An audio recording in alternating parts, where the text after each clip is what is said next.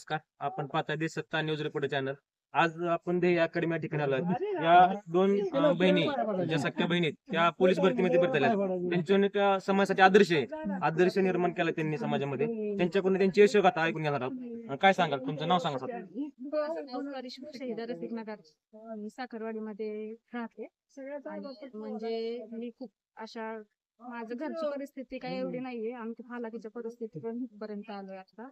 आणि नाही का म्हणजे माझी तसं मी 2019 ला पासआउट झाले ग्रॅज्युएशन. त्यानंतर मग मी एमपीएससी वगैरे करत एमपीएससी करताना थोड्या मार्कांनी जात होते. एमपीएससी नंतर परत कंबाईन पण 0.5 वगैरे मार्कांनी नाही का राहतो. तर माझ्या फ्रेंड्स मधून सांगितलं की खेळाडू आहेत, नॅशनल वगैरे खेळले, ऑल इंडिया लेवलला मेडल, तर भरतीला ट्राय करणे. 2019 ला फॉर्म भरला, पण मला त्यात काही म्हणजे माहित नव्हतं एवढं. तर करोनाच आला. 21 ला भरती लागली. 21 ला एका डॉक्युमेंट साठी बाहेर पडले. पास झाले पण एका डॉक्युमेंट साठी बाहेर पडले. परत 23 ला दिली. 23 ला पण थोड्या मार्कासाठी बाहेर पडले.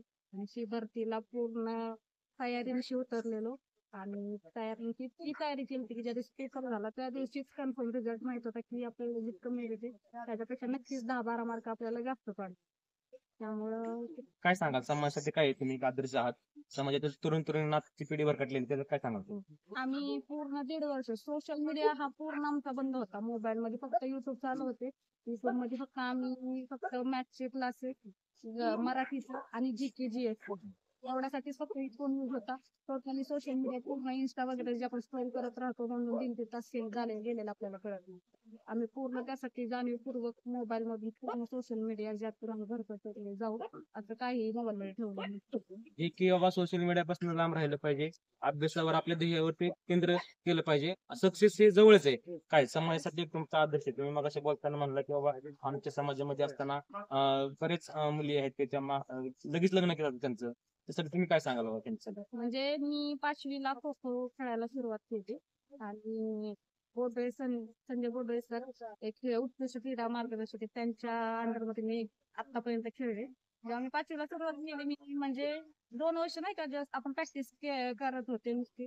तर पूर्ण समाजातून पप्पांना सांगितलं जायचं की आपल्या समाजात मुली इतक्या शॉर्ट घालून खेळत नाहीत, कशाला पाठवतो, अभ्यासाकडे दुर्लक्ष होईल वगैरे असं. पण मी 7वीत असताना पहिलं राज्यस्तरीय स्पर्धा केली. 8वीत असताना पहिली नॅशनल दिल्लीला गेले.